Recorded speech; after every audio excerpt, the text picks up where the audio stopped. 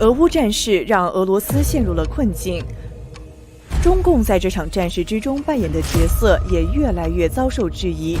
与俄罗斯捆绑对中共到底是福还是祸 ？Sanctioning China simultaneously with Russia at this point, the two countries are peas in a pod together. 俄罗斯入侵乌克兰这件事上面，他会发现和中共的这个联盟其实并不可靠。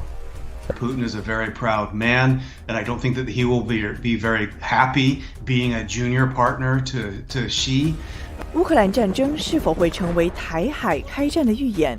中共对台湾的武力威胁是否会逼迫国际社会承认台湾？ To do the right and obvious thing that is to offer the Republic of China Taiwan America's diplomatic recognition as a free and sovereign country.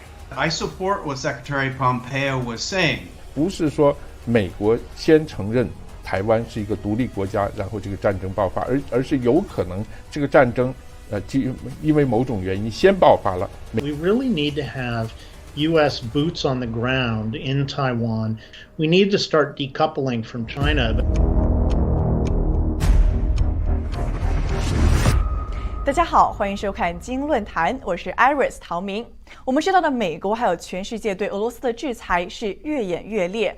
Do you think it will calm down in the near future, or is it going to escalate further? And how would you describe the situation Russia is facing right now? Russia's brand is now very, very negatively perceived.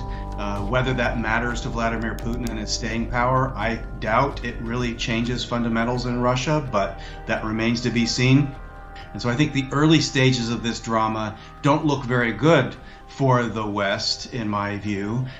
对，现在世界上对普京的这个看法呢，当然是非常非常的负面。但是作为一个中国人呢，如果我把俄国和普京的情况跟中国和习近平来比较的话呢，甚至我们说去跟希特勒去比较的话，我觉得有点言过其实这是我自己的看法啊。I definitely think that this is changing. Pretty much most countries that are on the front lines with Russia or China, all of these countries are increasing their defense budgets. They are, some of them are potentially thinking about getting their own independent nuclear deterrent. You hear that now from Japan, and I think we should probably hear that from Taiwan as well. Well, I think those are big and difficult questions to answer right now because I think we're in the fog of war and the fog of an information war. And so it's really, really difficult to get a read on what is meant to inform or to influence.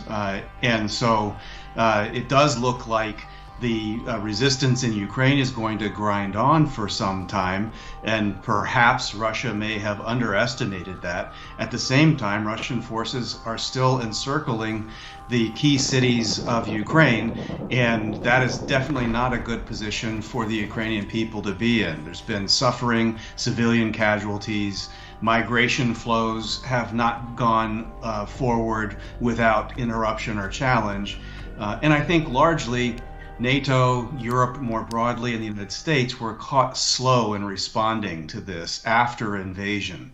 And so a lot of this is still being sorted out. And of course, the condominium between China and Russia, and perhaps even extending to Iran, seems to be developing as a parallel international structure with regard to finance, energy, and probably influencing whether and how sanctions can really have an impact on these three powers that I don't think have the world's best interests at heart. The Ukrainian resistance is very reassuring and heartwarming, but I think there's still some very key acts to play out in this before we can get a good read on the global consequences of it. And Anders, the power of Western sanctions against Russia is probably unlike anything we've seen in the last 50 years. But some people, especially many Chinese people actually, believe that these sanctions are not actually working and will not have much effect. What do you think? Well, I think the sanctions are very important because they're not only hitting Russia pretty hard, but they're also telling the world that any country that wants to invade a neighbor will not, will feel this brunt of economic pain, basically. And a lot of that is signaling China about Taiwan. If China decides to go into Taiwan, as it has sometimes threatened to do, then they can expect very tough sanctions, including potentially swift sanctions, which would pull, basically pulls the country out of the world economic system. 好的，那么石山先生，我想请问一下您，包括拜登总统在内的很多人都说，普京是想要重新建立一个前苏联，那甚至有人把它比作希特勒。那我想问您，您对这样子的一个比喻是什么样的看法？以及您觉得普京的野心到底有多大呢？起码我观察到的情况是，我举个例子，比如说中国大陆到现在，因为反战公开站出来反战，只有一个例子，我们看到站在街上反战，当然他被捕，但是俄国的情况你可以看到相反，到今天可能有15000人因为公开站在街上去反对这个战争而被警察逮捕。这个数字其实说明很多问题，因为我们在看这个世界的时候，我会把它分成威权主义的统治，或者是极权主义的统治，所以这个区别还是非常大的。因为在一个威权主义的这个统治的情况下呢，政治领导人给这个社会的压力是非常大，他管制也非常强势，但是他并没有做到把这个社会统治整个严密的控制起来，对，有点像共产党的社会，或者像二战之前希特勒统治的那个纳粹德国那样，这个还是有区别的。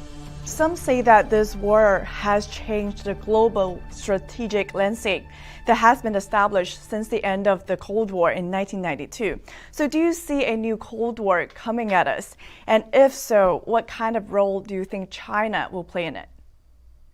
I think it's more complicated than the Cold War was from our history books and from, frankly, when I was growing up.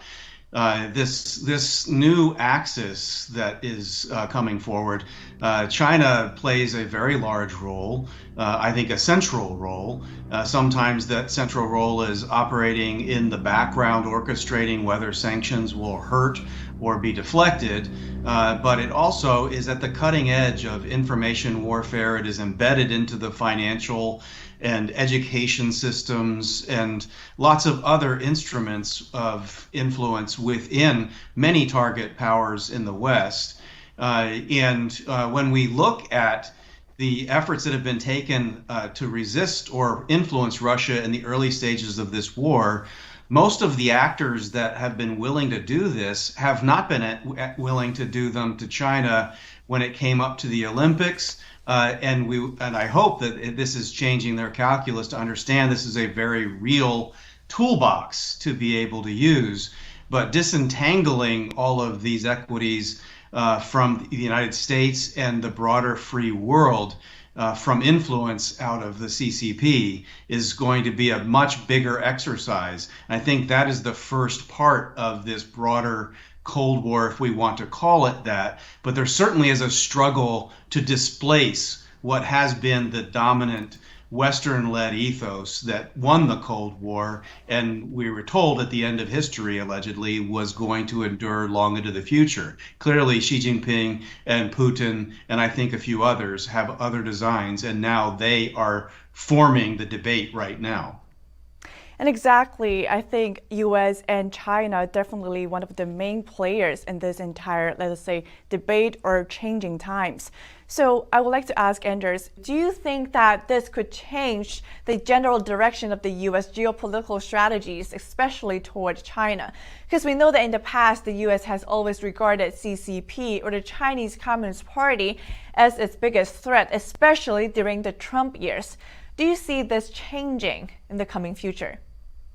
Yes, I do think we're going to see increasing defense budgets and a tougher stand against both China and Russia, because I think people do see that China is standing behind Russia, is helping Russia, and probably was there when the decision was made by Putin to invade Ukraine. 那么石山先生，我想问一下您觉得中共是如何看待现在这一场正在发生的俄乌战争的呢？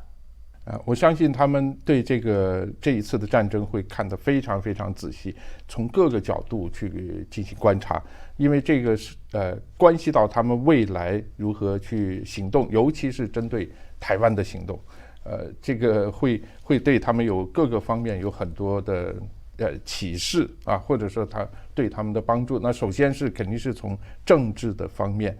就是西方社会会怎么样对待一个这样的一种战争啊，或者对待一个干涉，像俄罗斯干涉这个乌克兰的这个政治，甚至是就是入侵吧乌克兰。那如果中共去采取武力行动去进入打台湾的话，那国际社会会有什么样的反应？我想他们会从这个里面呢会找到一些依据。说到时候国际社会会怎么样做？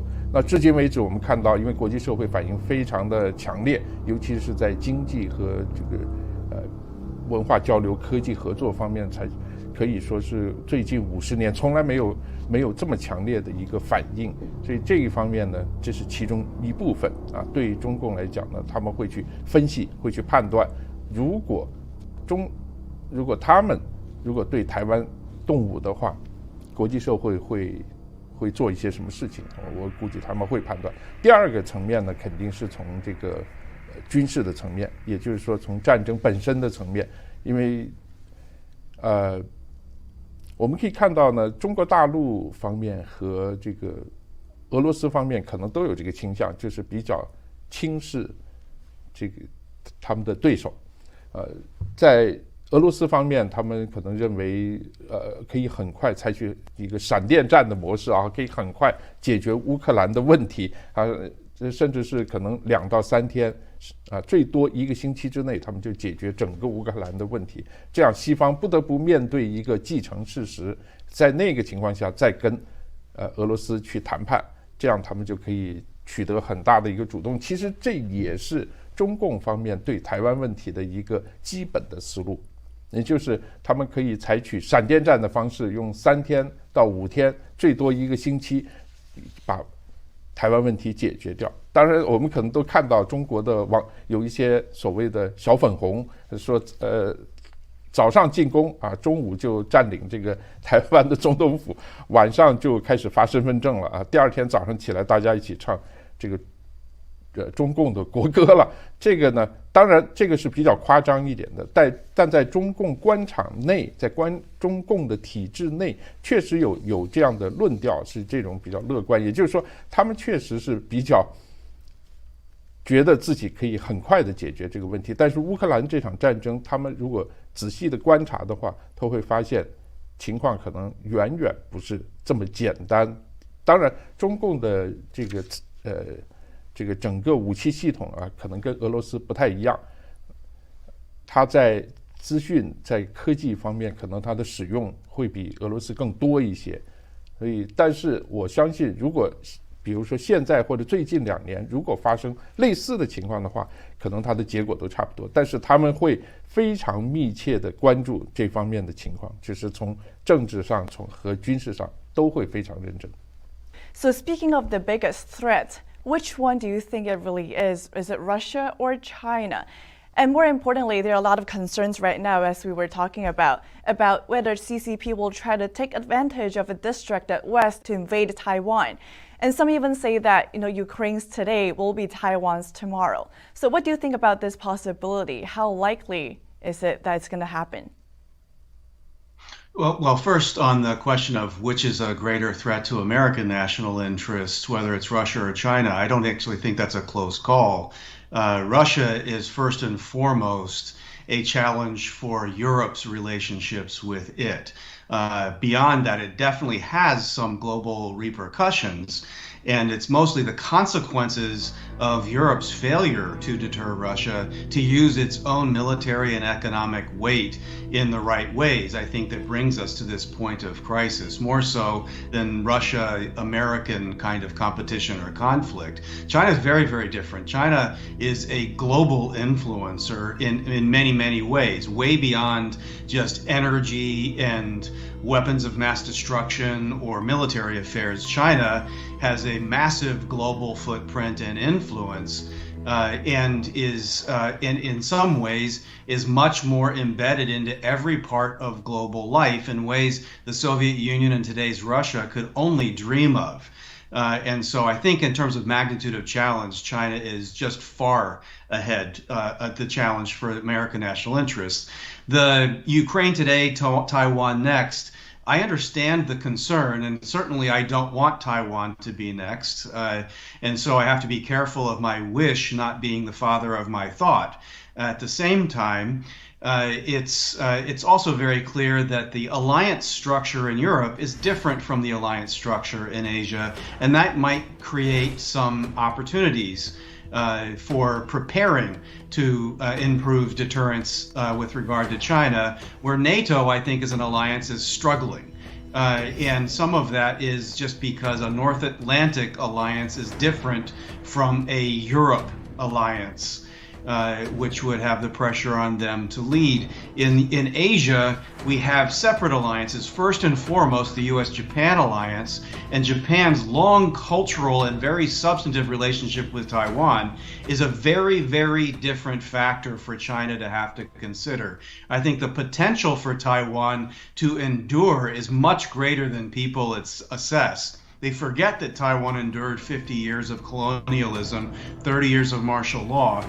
Would be very hard to control and occupy, but they could have to unfortunately endure some of the terrible, terrible humanitarian problems that Ukraine is experiencing today if we don't prepare well. But the government of Taiwan has to get serious about energy independence, at least dependence on reliable partners. And I think that the U.S.-Japan alliance looms very, very large in how to think about deterring this conflict at this point.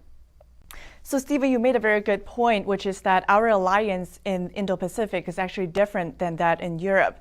So we also know that Biden recently met with the Quad leaders. So do you think that this alliance will work well in the case of an invasion to Taiwan? And also, do you think the Biden administration is realizing to this enough to be able to respond to it effectively if it happens?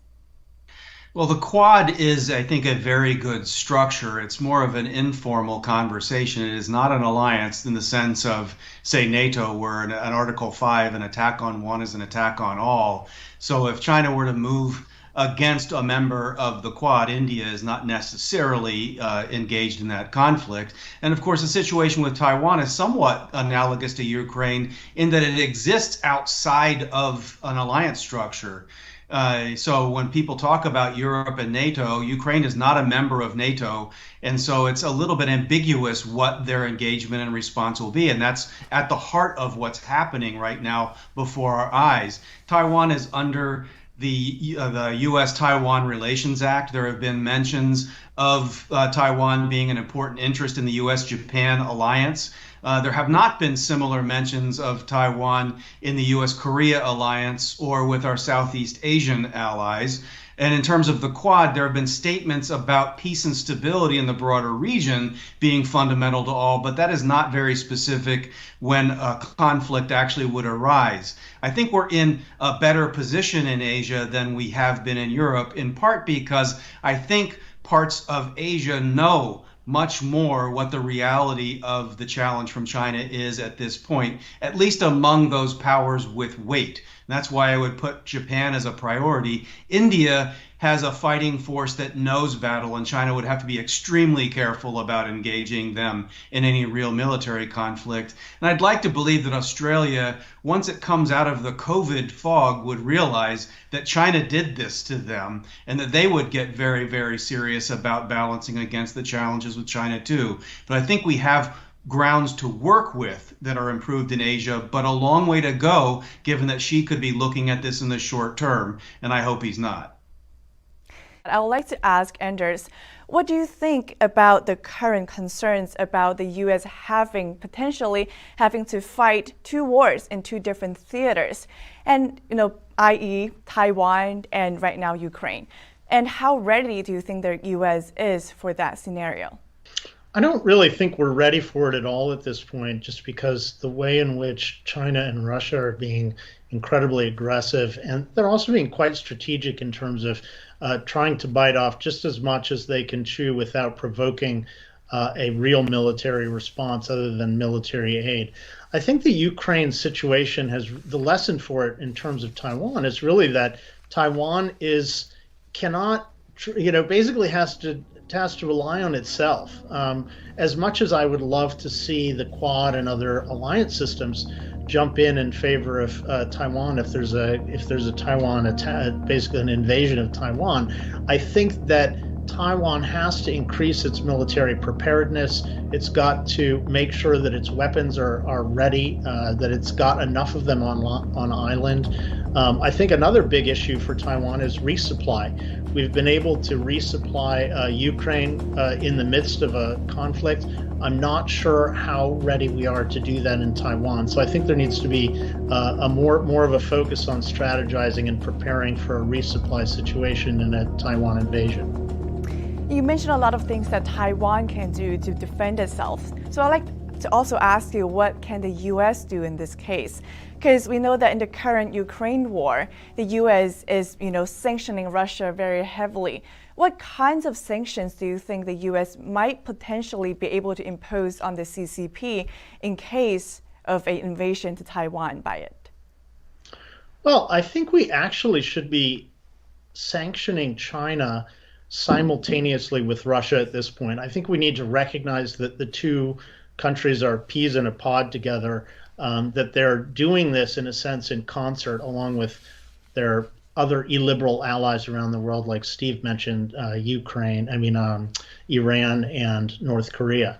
The fact that we are sanctioning just Russia is really pushing Russia into China's camp.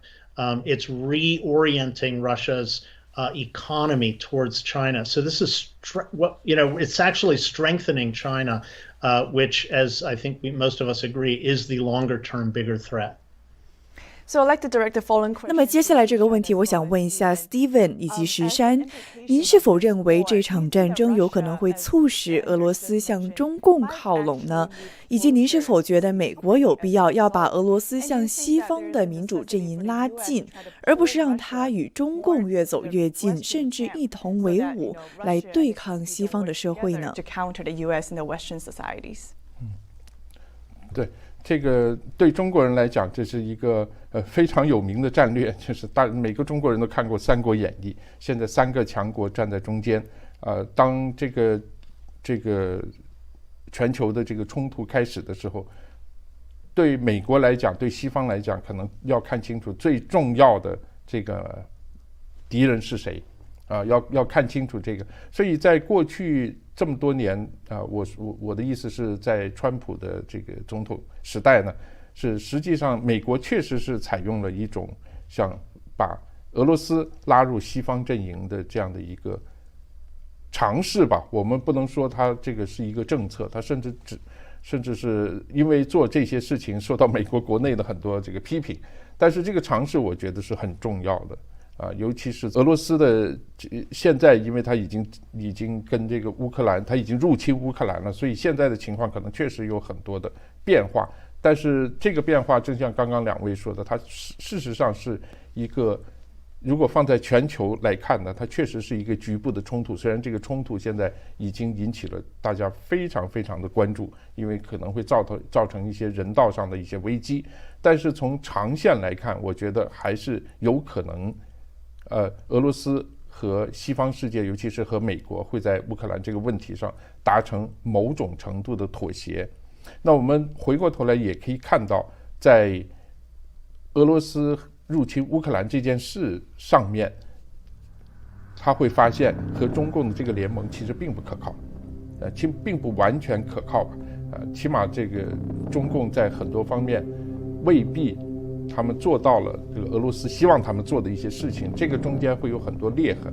那这样的事情呢，在过去冷战时期，我们已经在前苏联和共产中国的这个关系中见到过。我想这样的事情还会在未来我们会再次见证一次，因为他们不是一个价值的同盟，他们是一个利益的同盟。当利益分化的时候，这个情况一定会发生变化。我觉得这个。未来会有很多我们想象不到的事情会发生。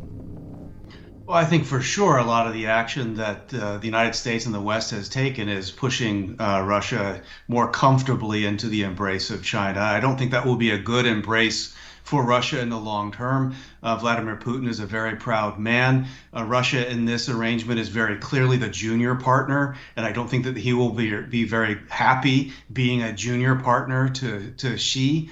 And so I think that this is a tenuous, I think, marriage of convenience where both of these powers have a vested interest in dividing and resisting Western influence, complicating sanctions, taking the United States down a notch and trying to define the global order as something that is a free-for-all, not something that is dominantly influenced by the United States. I think that they have in common and probably will for some time to come.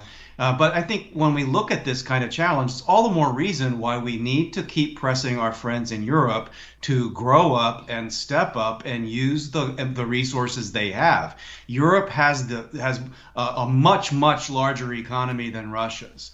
They have many more options for energy than relying upon Russia. And now that they're in this position, they have a chance to recreate what their role is in the world. And if Europe lives up to that opportunity, it leaves the United States and others many more options for deterring and influencing things in China. And it keeps Russia from really playing a much less helpful role in the broader Asian theater. And so I think for now we see this Russia-China condominium. I don't think it lasts for a long time if we in the United States and if our friends in Europe do the right things, but that is the question. So both you and Shishan mentioned a very interesting point, which is that the current war is actually creating a very complicated situation in which Russia could either be pushed toward the CCP or there might be complications which cause it to have a larger gap with the CCP. So which comes to the topic about sanctions actually. So we know that before the war happened, Russia had been guaranteed some trade agreements with China. But given the current US sanctions on Russia, do you think China will still be able to uphold its promises to Russia? And what kind of effect will this have on the relationship between China and Russia? Okay, well, I think that China will continue to try to fudge this for as long as it possibly can. It doesn't want to be openly inviting the kind of enforcement, but I think that Xi and a lot of people in China might underestimate the willingness of Western powers to impose these sanctions. And frankly, I can't blame them for having that point of view. From the time of the 1989 Tiananmen massacre until now, the West has talked a big game, but not implemented significant sanctions against China in a really influential way. And so until we do, I think that they continue to proceed. And I think they've tried to come up with strategies that actually go around our ability to sanction them, where they begin doing more business in rubles and yuan and in a separate banking and finance system. They've even moved to have credit card transactions cleared between the countries outside of Visa, MasterCard, and the Western system. Whether that works long term or not is another question, but I think they see themselves as feeling like they are smarter than we are right now, and it's up to us to prove that wrong. So as we know, yes, Russia and China, they are cooperating economically, and that might create a loophole in our sanctions toward them. So what kind of tools do you think the U.S. could employ in sanctioning both countries? And, as we mentioned in the beginning, is there a possibility of utilizing the SWIFT system against them? Yes, I think that we definitely need to utilize the SWIFT system. We need to start to remove China from the SWIFT system. We really need broad secondary sanctions on China, and I think we can start them on, for example, right before the invasion, Russia and China agreed a 30-year gas deal. We should really sanction China for that gas deal. We should not just, with the Biden administration says, oh, if you start trading chips, then we're going to sanction you. Well, they're trading a lot of other things. Sanction them for the things that they're already trading. Gas, credit card deals, as Steve mentioned, wheat. After the invasion, they were given a new wheat deal. grain deal, and also the ruble trading. I mean, after the invasion, China widened the ruble trading from 5% to a 10% band, which helps Russia a lot in terms of maintaining its ruble trade. So China is doing all sorts of economic things to help Russia right now, and we need to sanction them for this. The Biden administration just isn't doing this. And speaking of which, sanctions, I know that a lot of people have been proposing different tools, but one of them, actually very interestingly, is one proposed by former Secretary of State Mike Pompeo when he visited Taiwan last week.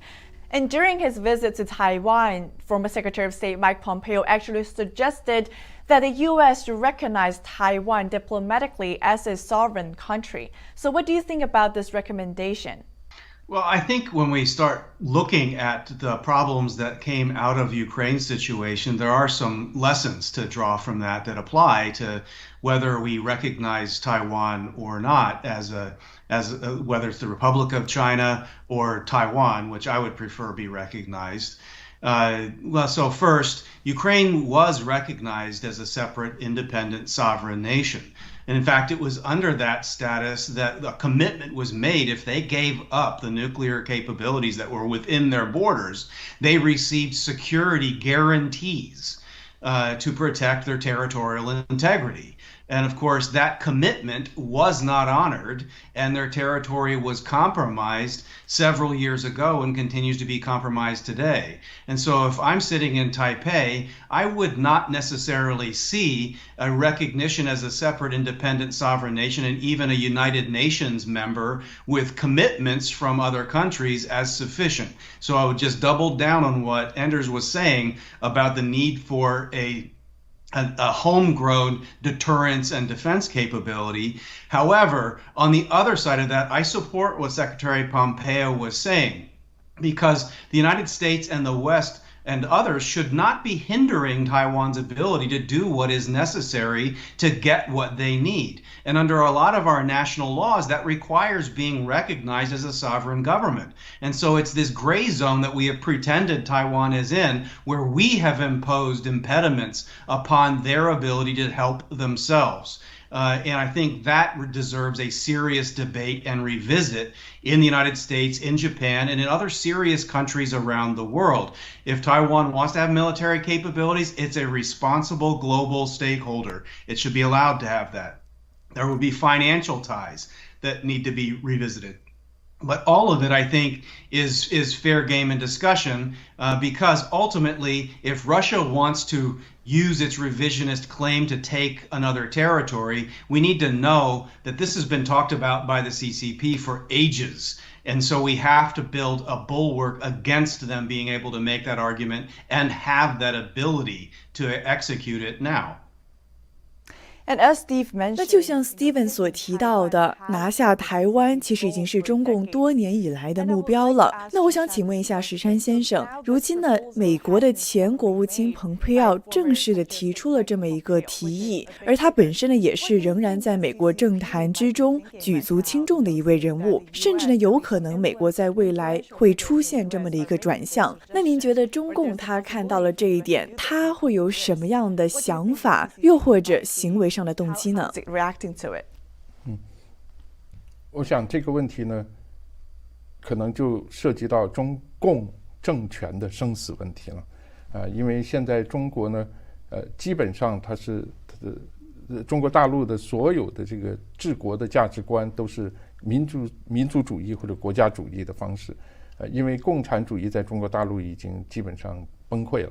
是没有人去信仰这个，所以它的价值观核心实际上是民族主义的，而中国大陆也就是中国共产党所拿出来的民族主义的两个具体的内容，其中一个是抗日战争，就是他们会特别强调是中国共产党领导了这场抗日战争，这是其中一个。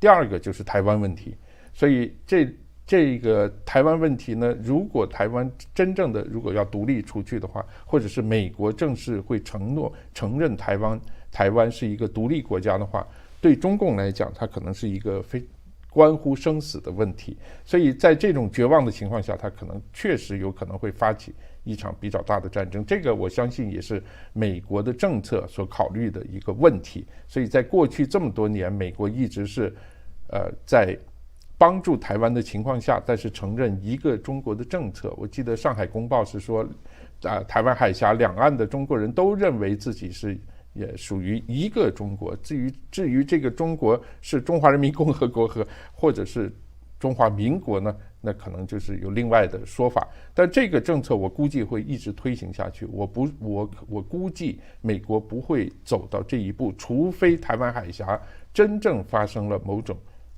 战争的危机，或者真正的开始有战争，美国要去支援台湾的情况下，可能会采用这样的一种方式。也就是说，现在这个情况可能会反过来，不是说美国先承认台湾是一个独立国家，然后这个战争爆发，而是有可能这个战争因为某种原因先爆发了，美国可能会采取这样的一个方式。其实这个方式呢，可能会非常非常有利，因为全世界各个国家都知道台湾实际上是一个独立的政府，独立运作的，而且它是主权，它的整个的权力、整个的运作、政治运作和经济全部都是一个完整的，所以这个情况有可能是反过来这样发生。U.S. might recognize Taiwan's independence as a tool after an invasion happens.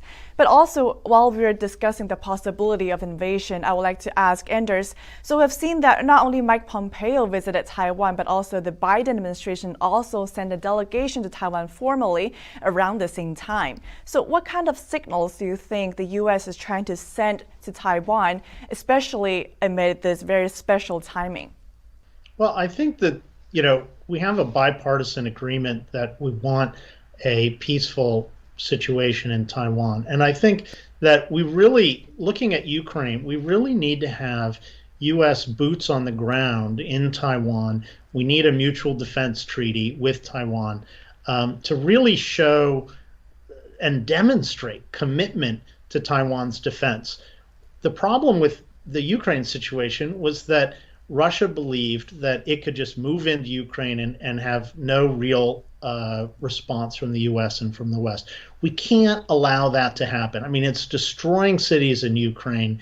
It's causing a mass refugee problem. Putin is weaponizing refugees against Europe. We just can't allow that to happen in Taiwan. And to stop that from happening in Taiwan, we need to demonstrate real commitment, I believe, with boots on the ground. What about you, Steve? What kinds of recommendations would you have first for the U.S. government as well as for the Taiwan government?